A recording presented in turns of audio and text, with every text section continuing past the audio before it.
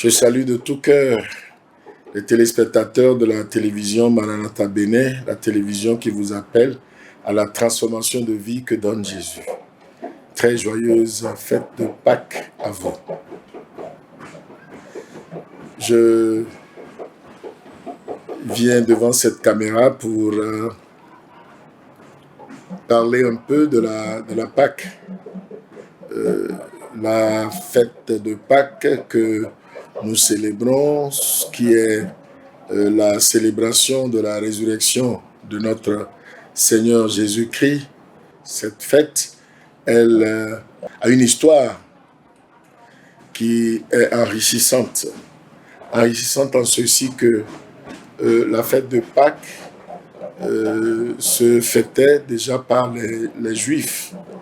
Et ce que d'aucuns appellent la Pâque juive, c'était à l'occasion de la sortie du peuple d'Israël de leur esclavage qui a duré 430 ans. Et lorsqu'ils devaient sortir de leur pays d'esclavage, le Seigneur a instruit dans le livre d'Exode, le chapitre 12, il a instruit Moïse à dire au peuple d'Israël ceci. Je lis Exode chapitre 12, lisant du verset 3.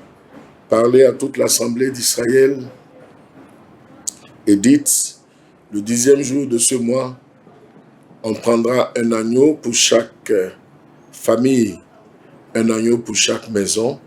Si la maison est trop peu nombreuse pour un agneau, on le prendra avec son plus proche voisin.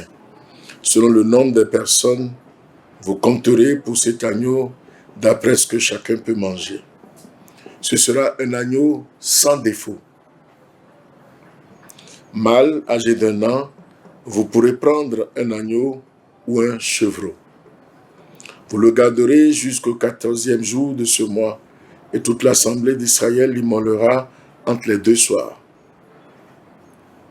On prendra de son sang et on en mettra sur les 2 poteaux et sur le linteau et la porte des maisons où on le mangera.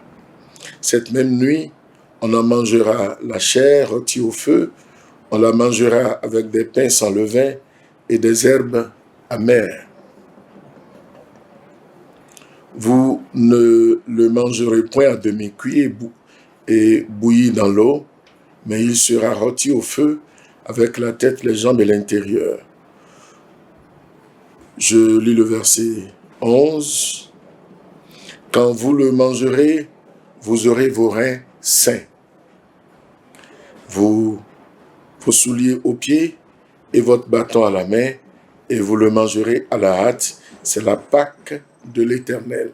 Cette nuit-là, je passerai dans le pays, je frapperai tous les premiers-nés du pays depuis d'Égypte, depuis les hommes jusqu'aux animaux, et j'exercerai des jugements contre tous les dieux d'Égypte, de l'Égypte, je suis l'Éternel. Et voilà le début même de la Pâque juive. Cette Pâque-là, pourquoi j'en parle, on ne comprendra pas bien la Pâque chrétienne, célébration de la résurrection du Seigneur, si on ne fait pas une rétrospective pour comprendre la première mention de la Pâque dans les Saintes Écritures. Le peuple d'Israël ayant passé 430 ans en captivité, en esclavage, livré à de durs labeurs, le Seigneur a entendu les cris que leur faisaient pousser leurs oppresseurs et ils devaient sortir de là-bas. Et par la main puissante de Dieu, le Seigneur a fait beaucoup de miracles pour forcer le Pharaon à les laisser s'en aller.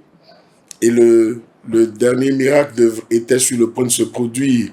Et le Seigneur leur a dit de prendre chacun, comme nous l'avons lu, selon sa famille, un agneau sans défaut. On peut prendre également un chevreau et ça devrait être mangé. Et ce repas devrait être mangé à la hâte, les reins sains, le bâton à la main, prêts à se mettre en route pour sortir de l'esclavage. Et cela est appelé par Dieu la Pâque de l'Éternel. Ce mot Pâque qui vient d'un verbe qui veut dire préserver, épargner, le Seigneur devait épargner le peuple d'Israël de la mort des premiers-nés qui devaient frapper leurs oppresseurs.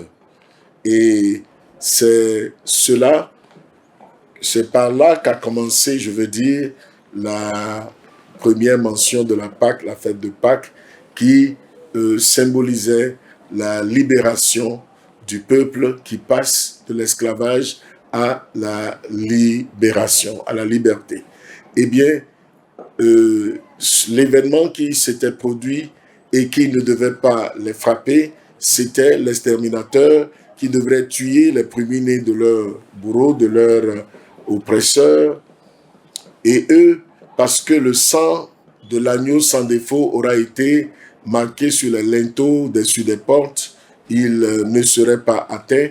Et c'est ce qui s'était passé. Et Israël était sorti. Dans Exode chapitre 13, le Seigneur en a fait une institution, une célébration perpétuelle.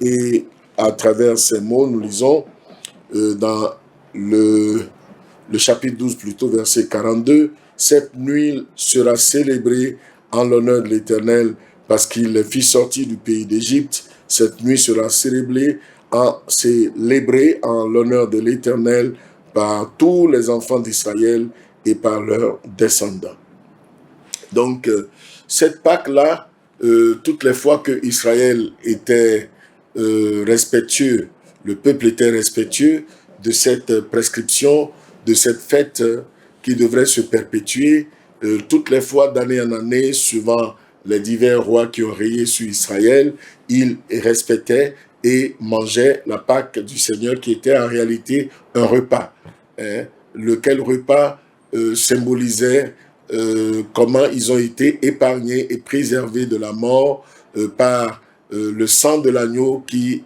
avait été marqué, avait été mis sur les linteaux et au-dessus des portes de leur maison. Et cela, ce qui symbolise aussi le passage de l'esclavage à la liberté. Nous pouvons constater que le Seigneur Jésus, à chaque fête de Pâques, avec ses parents, avec sa mère Marie, son père adoptif Joseph, se rendait à Jérusalem pour la fête de Pâques. Plusieurs mentions en ont été faites dans les Saintes Écritures. Eh bien, lorsque le Seigneur devait être arrêté et livré, il devait manger le dernier repas de Pâques avec ses disciples. Et c'était au cours de ce repas qu'il a annoncé quelque chose de très, très important.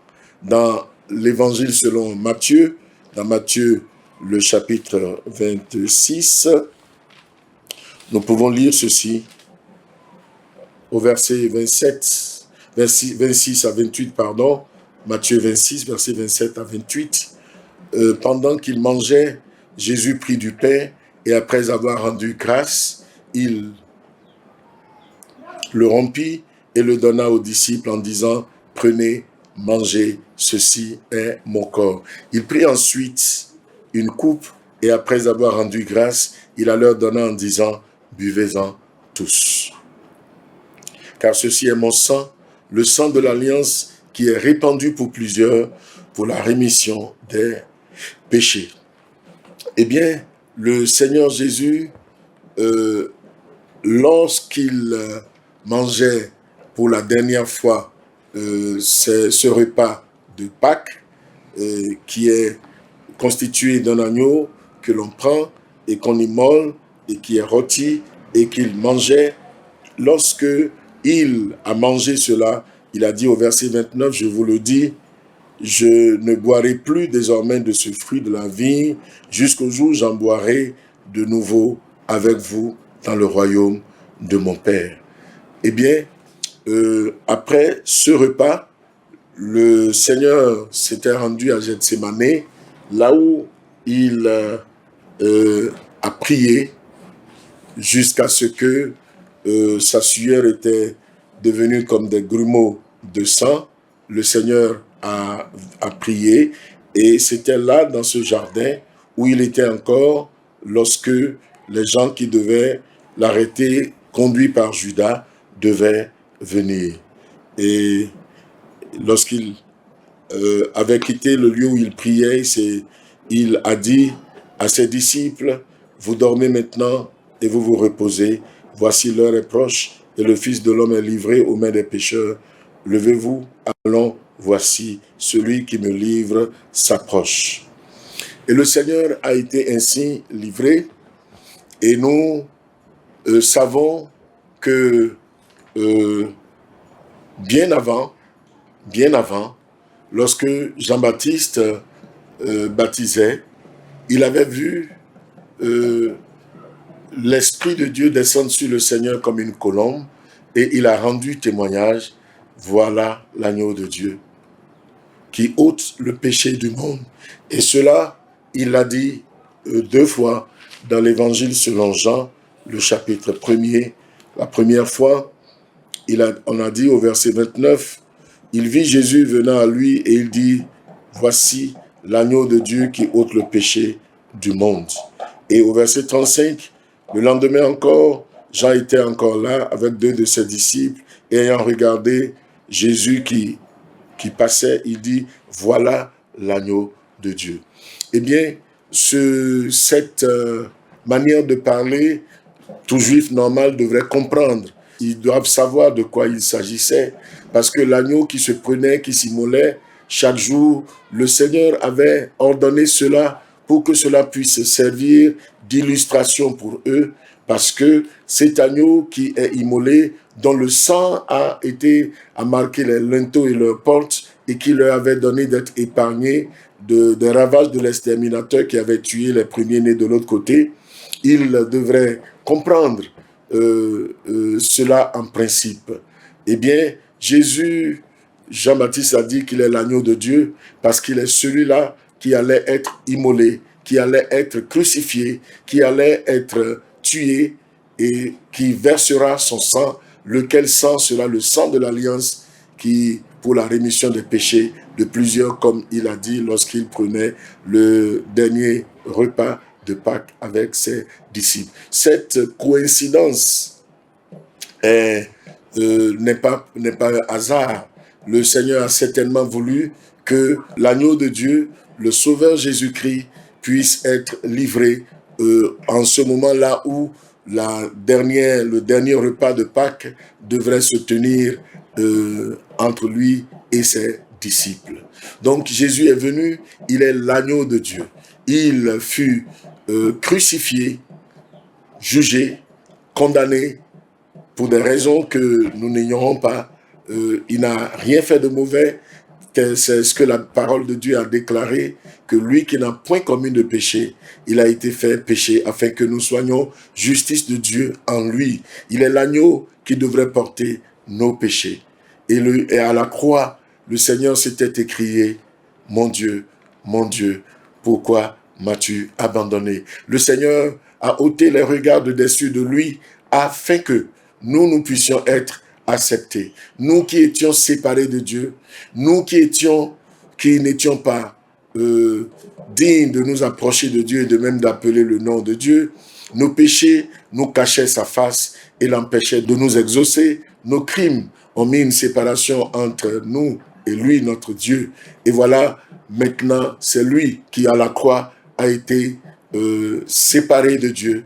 Le Seigneur, notre Dieu, créateur de tout, a détourné le regard de dessus de lui, et c'était ça notre bien. C'était cela ce qui devrait nous apporter le salut. Le sang versé à la croix, c'est le sang de l'alliance pour la rémission des péchés de plusieurs. C'est le sang par lequel nous vaincrons l'accusateur des frères, le diable, qui accusait continuellement les frères, les enfants de Dieu.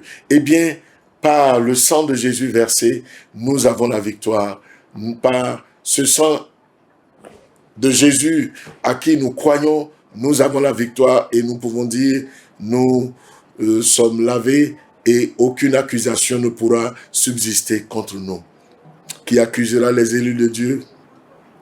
c'est Dieu qui justifie. Qui les condamnera, c'est Dieu qui justifie, a dit la parole du Seigneur. Donc notre Seigneur Jésus-Christ a fait ces choses et voilà, crucifié, enseveli, il est ressuscité le troisième jour.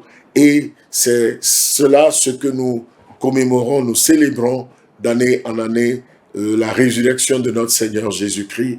Et Paul, pour exhorter les chrétiens, et en premier lieu les Corinthiens, à travers sa lettre aux Corinthiens, dans 1 Corinthiens chapitre 5, il parlait de la Pâque en disant ceci, au verset 7 de 1 Corinthiens 5, « Faites disparaître le vieux levain, afin que vous soyez une Pâque nouvelle, puisque vous êtes sans levain, car Christ, notre Pâque, a été immolé. » Christ qui nous épargne, Christ, l'agneau de Dieu, a été immolé. Et c'est ce que nous devons célébrer. Et l'apôtre Paul, au verset 8 de 1 Corinthiens 5, a dit « Célébrons donc la fête, non avec du vieux levain, non avec un levain de malice et de méchanceté, mais avec des pains sans levain et de la pureté et de la vérité. » Chaque personne qui commémore la résurrection du Seigneur Jésus en ce jour de Pâques, mon exhortation est que nous célébrions la fête de Pâques, comme l'a dit le verset 8 de 1 Corinthiens chapitre 5, non avec du levain de malice et de méchanceté, mais avec la pureté et la vérité. J'exhorte les uns et les autres qui, à l'occasion de la fête de Pâques, peuvent organiser divers divertissements, diverses sessions de réjouissance, de se donner des réjouissances saines, de célébrer la résurrection du Seigneur qui signifie pour nous la régénération de l'être.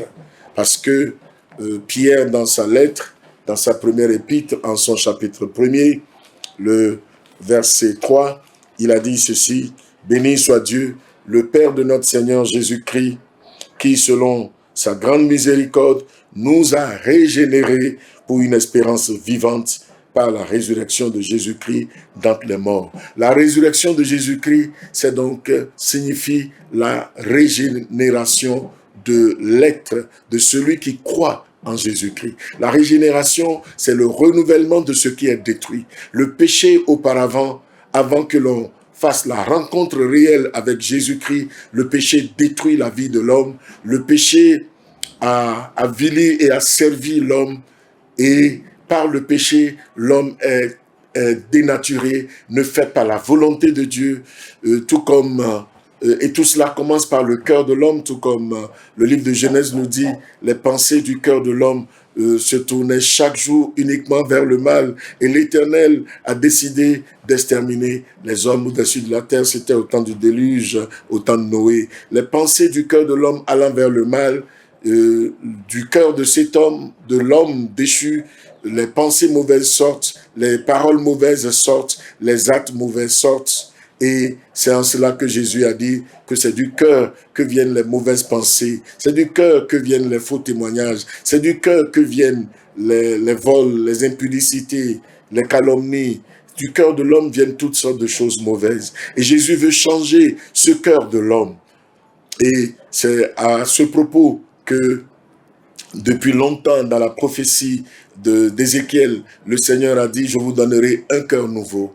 Je vous donnerai un esprit nouveau.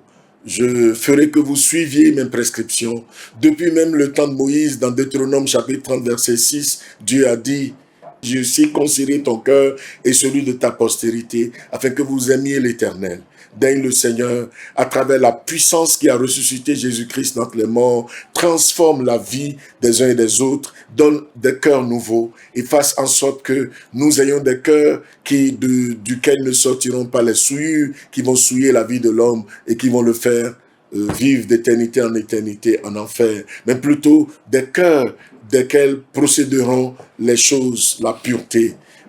Et en cela, à tous les chrétiens qui commémorent la fête de Pâques, je voudrais que nous nous approprions cette écriture de l'apôtre Paul dans 1 Corinthiens chapitre 6, le verset 9, il a dit, « Ne savez-vous pas que les injustes n'hériteront point le royaume de Dieu? Ne vous y trompez pas, ni les impudiques, ni les idolâtres, ni les adultères, ni les efféminés, ni les infâmes, ni les voleurs, ni les cupides, ni les ivrognes, ni les outrageux, ni les ravisseurs n'hériteront point le royaume de Dieu. » Et le verset qui suit dit, « Et c'est là ce que vous étiez quelques-uns de vous, mais vous avez été lavés, vous avez été sanctifiés, vous avez été justifiés au nom du Seigneur Jésus-Christ et par l'Esprit de notre Dieu. » Daigne le Seigneur nous donner de faire véritablement cette expérience d'être justifié, d'être sanctifié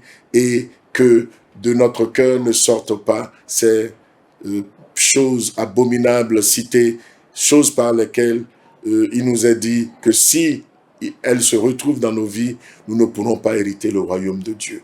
Dieu veut que nous héritions de son royaume et c'est pour cela qu'il a donné l'agneau de Dieu qui ôte le péché. C'est pour cela qu'il l'a amené à aller au séjour des morts et a pris la clé de la mort et du séjour des morts. Il a anéanti le diable qui a la puissance de la mort. Il est sorti victorieux du tombeau afin que nous puissions être régénérés. Nous remportions la victoire sur le séjour des morts, la victoire sur l'aiguillon de la mort qu'est le péché et que la grâce du Seigneur soit accordée à vous, téléspectatrices et téléspectateurs qui m'avaient entendu dire ces paroles.